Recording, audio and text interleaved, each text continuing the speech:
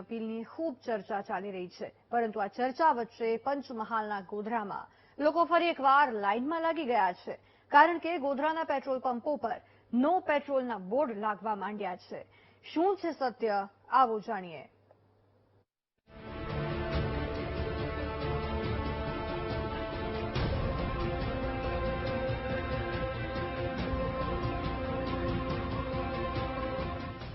Iran America યુદ્ધના કારણે petrol ડીઝલની આયાત ચેન વિખેરાઈ ગઈ છે, જેના કારણે અનેક દેશો હાલ પણ ઈંધણની અછતના કારણે મુશ્કેલીઓનો સામનો કરી રહ્યા છે.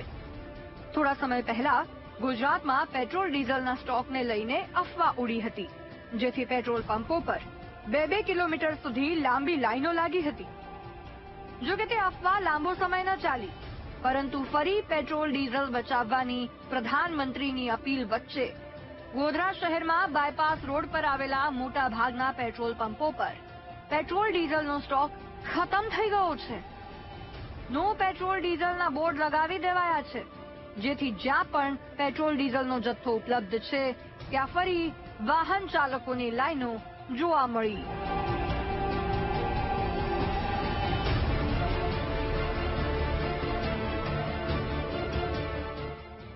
જોકે સ્ટોક ખતમ થવા અંગે જ્યારે અમે સંચાલક સાથે વાત કરી તો સાંભળો તેઓનું શું કહેવું છે.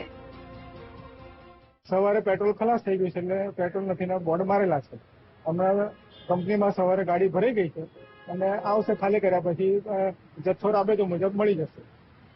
આજુબાજુના ગામડામાં લગ્નની સિઝન તથા પુરવઠાની માંગ વધારે હોવાથી અત્યારે આ પરિસ્થિતિ સર્જાઈ હતી અને કંપનીમાંથી પણ આ યુદ્ધની પરિસ્થિતિના કારણે સપ્લાય આજે માલ આપે તો કદાચ કાલે ના આવે, એ રીતે હોય છે. એના પ્રમાણે હિસ્ટોરિકલ જે હોય એના પ્રમાણે કંપની માલ આપી રહી છે.